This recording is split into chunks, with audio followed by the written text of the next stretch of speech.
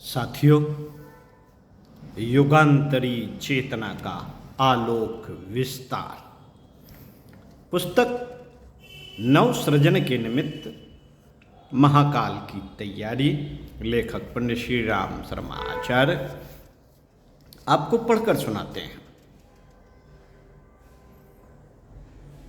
छोटा बीज कुछ ही दिनों में बड़ा वृक्ष बन जाता है। शिलान्यास छोटे रूप में ही होता है, पर समयानुसार वह भव्य भवन बनकर खड़ा हो जाता है।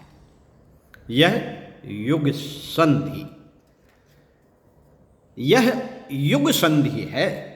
अभी जो छोटा दिख रहा है वह अगले दिनों विशालकाय ऐसा बोधि वृक्ष बन जाएगा जिसके नीचे तपस्वी सिद्धार्थ का बोध हुआ। वे बुद्ध बन गए और जिसकी शाखाएं देश विदेशों में दिव्य बोध का संदेश देने पहुंचती रही।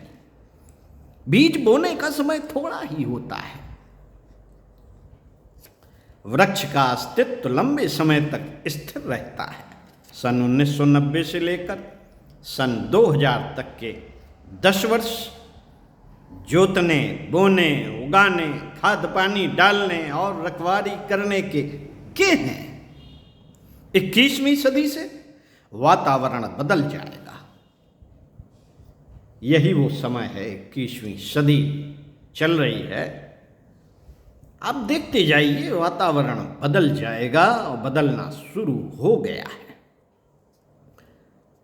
साथ ही परिस्थितियों में भी भारी हेर फेर होगा। इस सभी के विस्तार में एक शताब्दी लग जाएगी। सन 2000 से सन 2099 तक। इस बीच इतने बड़े परिवर्तन बन पड़ेंगे जिन्हें देखकर जनसाधारण आश्चर्य में पड़ जाएंगे। सन 1900 में जो परिस्थितियां थीं वे तेजी से बदली और क्या से क्या हो गया, यह प्रत्येक सूक्ष्मदर्शी जानता है। जिनकी दृष्टि मोटी है उनके लिए तो जमीन आसमान सदा एक से रहते हैं।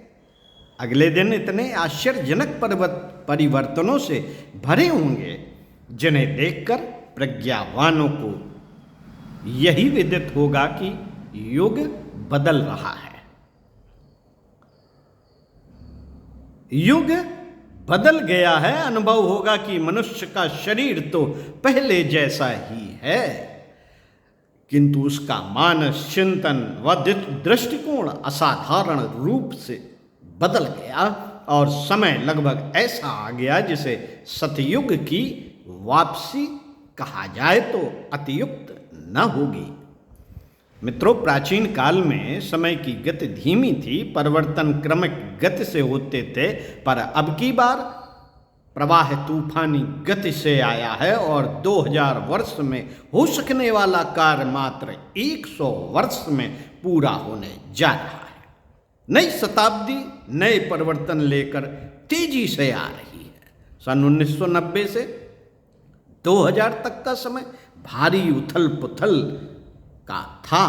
उसके लिए मानवीय प्रयास पर्याप्त नहीं थे। दैवी शक्ति की इसमें बड़ी भूमिका थी। इसी की इन दिनों ऐसी तैयारी चल रही है जिसे अभूतपूर्व कहा जा सके। नर पशु, नर कीटक और नर पिशाच स्तर का जीवन यापन करने वालों में से ही बड़ी संख्या में ऐसे इन्हीं दिनों निकल पड़ेंगे जिन्हें नर रत्न कहा जा सके।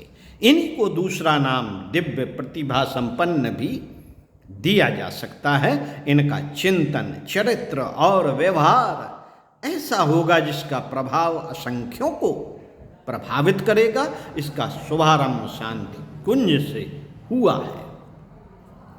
मित्रों, युग संधि महापुरुष चरण का श्री गणेश यहाँ से हुआ है। इसका मोटा आध्यात्मिक स्वरूप जप, यज्ञ और ध्यान होगा।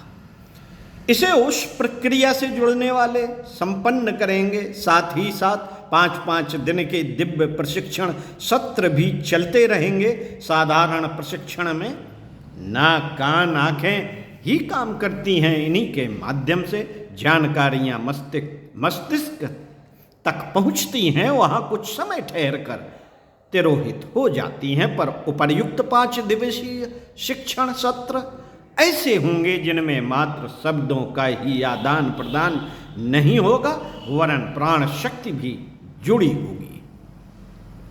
उसका प्रभाव चिरकाल तक स्थिर रहेगा और अपनी विशिष्टता का ऐसा परिचय देगा जिसे चमत्कारी या अद्भुत कहा जा सके। सन 1990 के बसंत पर्व से यह सघन शिक्षण आरंभ होगा और वह सन 2000 तक चलेगा। इन 10 वर्षों को 2 खंडों में काट दिया। संकल्प है कि सन 1995 की बसंत पंचमी के दिन 1 लाख दीप कुंडों का यज्ञ आयोजन उन सभी स्थानों पर होगा जहां प्रज्ञा पीठें विनिर्मित और प्रज्ञा केंद्र संस्थापित हैं। यह हो चुका।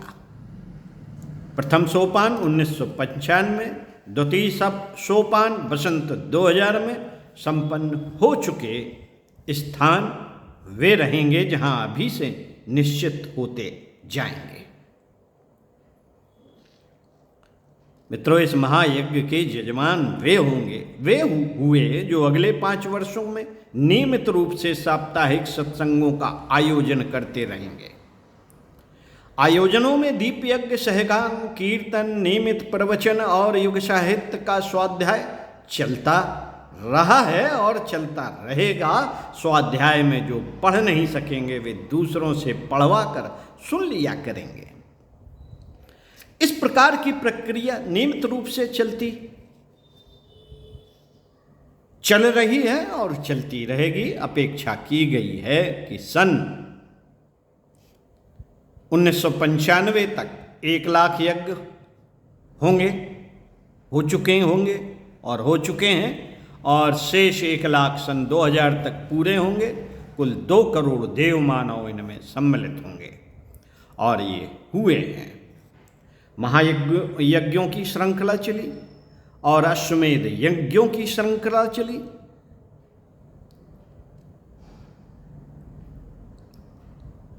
इन आयोजनों में सम्मिलित होने वाले अपने अपने संपर्क क्षेत्र में इसी प्रक्रिया को अग्रगामी करेंगे और आशा की जाती है कि अगले 10 वर्षों में भी शिक्षितों तक नवयुग का संदेश पहुंच जाएगा। इस प्रयोजन के लिए युग साहित्य के रूप में 20 पुस्तकें छाप दी गई। वाणी और लेखनी के माध्यम से अगले 10 वर्षों में जो प्रचार कार्य होता रहा है उसका आलोक युगांतरी चेतना विश्व के कोने कोने में पहुंच गई है। ऐसा निश्चय और संकल्प जो किया गया था वो पूरा हुआ है। अगले दिनों जो करना है, इस जीवन रूपी दुर्लभ ब्रह्म कमल के प्रायः 80 फूल खिल चुके हैं। संजीवनी बूटी के एक से एक तरंगित और शोभायमान पुष्पों के खिलते रहने का एक महत्वपूर्ण अध्याय पूरा हो चला। गहराई से पर्यवेक्षण करने पर प्रतीत होता है कि जो गुजर गया सो ऐसा रहा जिस पर गर्व, गौरव और आनंद उल्लास अनुभव किया जा सके।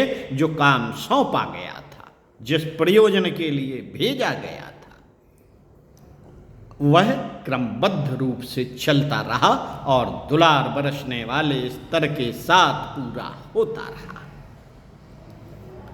इसे संतोष की बात ही कही जा सकती है। बदलते युग का बीजारोपण करने से लेकर बीजांकुर आने, खाद पानी देने और नयनाभिराम हरियाली की रखवाली करते रहने का अवसर मिलता रहा। इसे ईश्वर की महती अनुकंपा ही कहना चाहिए। साथियों, सूत्र संचालक के इस जीवन का प्रथम अध्याय पूरा हुआ। यह दृश्यमान स्वरूप था। जिन्होंने देखा उन्होंने इसे एक शब्द में ही प्रकट कर दिया कि जो बोया सो काटा का सिद्धांत अपनाया गया। समाज रूपी खेत में बोए गए सब प्रवृत्तियों के बीज सूत्र संचालक के जीवन में उगे, बढ़े और विशाल उद्यान के रूप में सभी के सामने आए। इस जीवनचर्या द्वारा यह सभी को बताया गया कि यही आदर्श दूसरों के लिए भी अनुकरणीय है। इस मार्ग पर चलना सरल भी है और सुखद भी। पथभ्रष्ट न हुआ जाए तो यह मार्ग अति मंगलमय एवं प्रेरणाप्रद है। आध्यात्मिक जीवन को सदा से कठिन माना जाता रहा है, पर इस जीवन साधना द्वारा यह सिद्ध किया जाता रहा कि यह सभी के लिए सुलभ, सुखद है और साथ ही नीति सम्मत भी। पिछले दिनों दृश्य काया से परोक्ष सत्ता के मार्गदर्शन में जो कर्तव्य बन पड़े वे सबके सामने। साधना द्वारा आत्म परिमार्जन, युग साहित्य का सृजन, लाखों का संगठन, समर्थ सहायकों का विकास, लोक सेवियों का निर्माण, युग संधि का शिलान्यास व विचार क्रांति का सूत्र संचालन जैसे कितने ही विलक्षण कार्य लोगों ने अपनी आंखों से देखे। यह सब काया द्वारा बन पड़ी गतिविधियों का संक्षिप्त परिचय है। जो जानकारी परिजनों को नहीं है वह समय आने पर विदित हो जाएगी। उसे इस कारण उजागर नहीं होने दिया गया है कि लोगों को पीछे खोजने के लिए भी तो कुछ बाकी रहना चाहिए। अब जीवन का दूसरा अध्याय प्रारंभ होता है। अब इसमें जो होना है और उसे और भी अधिक महत्वपूर्ण व मूल्यवान माना जा सकता है। स्थूल के अतिरिक्त सूक्ष्म व कारण शरीरों का अस्तित्व अध्यात्म विज्ञानी बताते रहे हैं। उन्हें स्थूल शरीर की तुलना में असंख्य गुना अधिक शक्तिशाली कहा गया। इन्हीं का प्रयोग अब एक शताब्दी तक किया जाना है। यह कार्य सन 1990 के बसंत पर्व से आरंभ किया जा रहा है। यहाँ से लेकर सन 2000 तक 10 वर्ष युग संधि का समय है। मित्रों, परिजन देखेंगे कि इस अवधि में जो गतिविधियां चलेंगी उनका केंद्र शांत कुंज हरिद्वार होगा और रहा है। 2000 का समय बीत चुका। युग चेतना का विस्तार इन्हीं दिनों हो रहा है। भारत के कोने कोने में और विदेशों में भारतीय मूल के विशिष्ट जनों के माध्यम से युग संधि का स्वरूप व्यापक बनाया जाएगा। इसके लिए जिस आध्यात्मिक साधना की, रचनात्मक क्रियाकलाप की आवश्यकता पड़ेगी उनका विस्तार भी इन्हें दोनों होता रहेगा। यह कार्य सूक्ष्म शरीर द्वारा संपन्न होगा। स्थूल शरीर तो इससे पहले ही साथ छोड़ चुका होगा।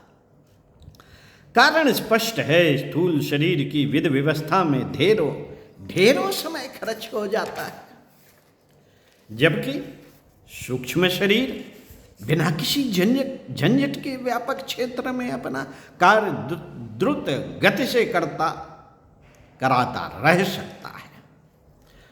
मित्रों, कारण शरीर की शक्ति बड़ी है, उसका कार्य क्षेत्र भी बड़ा है। अदृश्य जगत में जो घटित होने जा रहा है उसमें हस्तक्षेप करने की सामर्थ्य भी कारण शरीर में होती है।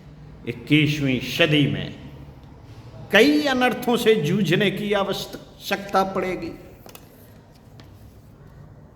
परम पूज्य गुरुदेव एक तरह से फोरकास्ट करते हैं कि 21वीं सदी में कई अनर्थों से जूझने की आवश्यकता पड़ेगी और कई ऐसे प्रयास संपन्न करने पड़ेंगे जो ना स्थूल शरीर से बन पड़ सकते हैं और ना उन्हें सूक्ष्म शरीर ही कर सकता है।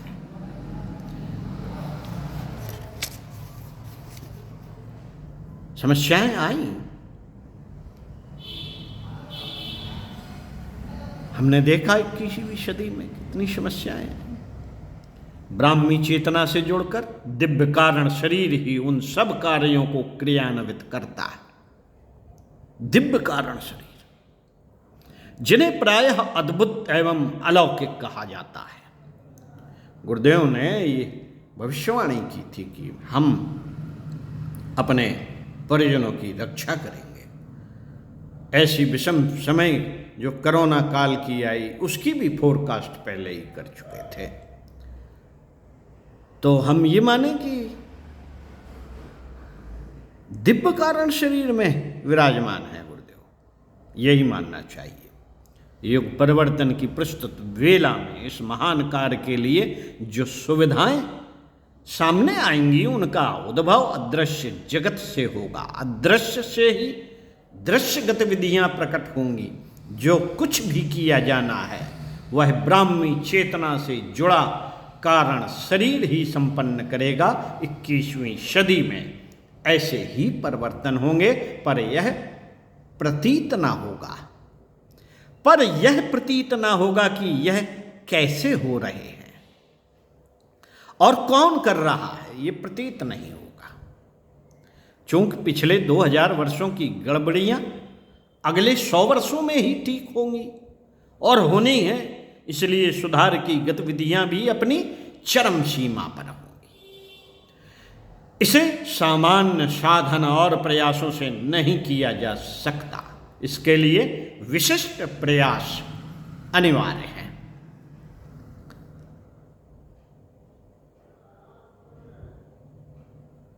यही कारण है कि सूत्र संचालक ने प्रत्यक्ष मिलने जुलने का क्रम बंद कर कारण शरीर में व्याप्त सत्ता द्वारा वह सब संपन्न कर डालने का निश्चय वसंत से कर लिया है। वैज्ञानिक या दार्शनिक जब कोई विशेष महत्वपूर्ण बौद्धिक कार्य करते हैं तो अपने स्थूल संपर्क को समेट लेते हैं। चेतना स्तर पर किए जाने वाले महत्वपूर्ण कार्यों के लिए स्थूल संपर्क समेट लेना और भी अधिक आवश्यक हो जाता है, इसलिए ऐसा निश्चय करना पड़ रहा है। ओम शांति। आगे बताएंगे युग अवतरण की प्रक्रिया।